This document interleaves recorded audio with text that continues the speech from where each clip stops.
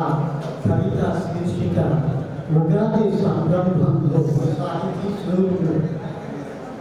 వేద సంస్కృతి విలసేదిన మన భరత భూమిలో శతాబ్దాలుగా సారస్వత పంటలకు పేరుపడ్డ తెలుగు నేల తేలిన రాజకవుల కవిరాజుల సాహిత్యానురక్తులైన మంత్రుల కలములు సృజించిన కావ్యాచరణ కలకలములకు ఒడలు పులకరించి సాహిత్య మయూరి పురివిప్పి ఆడిన పురం ఒకటై తెలిచగా ఈ వీరమ్మకి నామమాత్ర దూరాన రక్షణ దుర్గమై వెలసిన ఆ దుర్గమ్మ గిరి క్రింది మన విజయవాటికాపురం.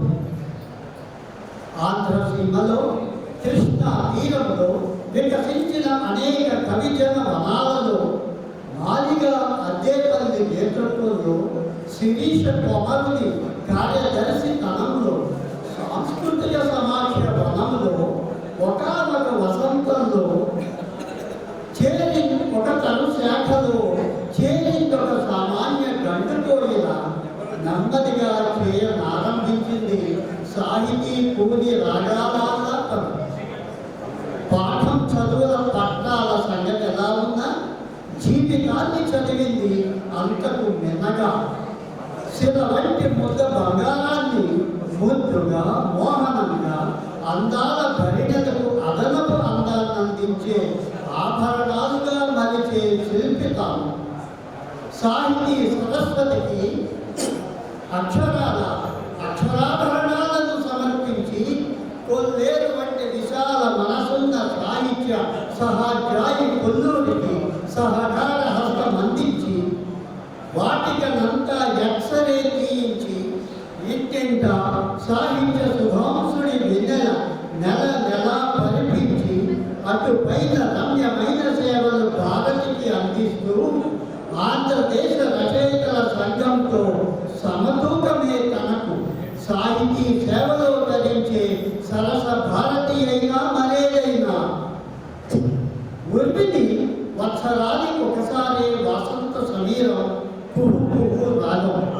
మరి ఇచ్చట 3 దశాబ్దాలకు పైగా 365 రోజులు వినవస్తూ ఈ కవికోకిల గానం పరిమళించే నెల నిత్య సాహితీ వసంత ప్రకాశమై చలపాట ప్రకాశం సాహితీ సూర్యుడై ఊరి పొలిమేరలో విడిది చేసిన కొత్త పాలకుడు సింహాసనాన్ని దిగను సిద్ధం ప్రస్తుత ప్రభు.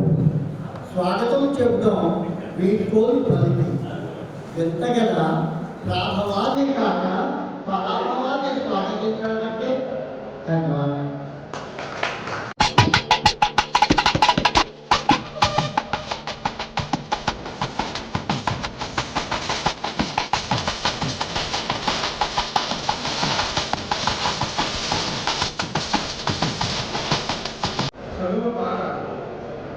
ఆగస్టు 15న ముఖ్యమంత్రికి గౌరవవందనం చేసే సైనికురాలిగా చదువు చెప్పే భక్తుల ముందు కూర్చున్న బుద్ధిమంతురాలైన విద్యార్థినిగా ఉండే కృష్ణవేణి అని తొలి ముఖ్యమంత్రిని దాటి తొలి ముఖ్య కవి కోసం బ్యారేజీ దాటి ఉయ్యూరు దాకా వచ్చింది. ఎప్పుడో వల్లప్పుడు కానీ ప్రకాశం బ్యారేజీ దాటిన కృష్ణవేణి కొత్త రంగుతో కలకలాడుతుంది కవితా ప్రకాశుని కోసం. ఈ మండు వేసవిలో కూడా నిండు హృదయంతో. చిన్నప్పుడు మా అక్క పెళ్లి కోసం మా ఇంటి ముందు వేసిన కాటాకు పందిరి చాలా కాలం చదువు పందిరిలా మాకు మేడనిచ్చేది.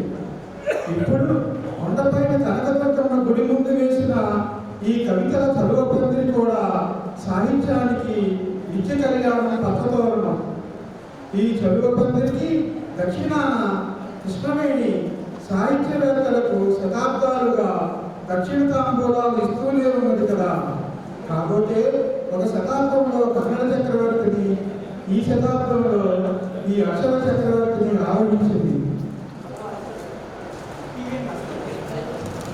రైలు పట్టాలపై మనుషుల రైళ్లు కోలాహలంగా అటు ఇటు తిరుగుతాయి. ఈ చదువుపాక అంతరంగంలో బంగారు తీగలపై అక్షరాల రైళ్లు అలవోకగా నడుచెరుకులా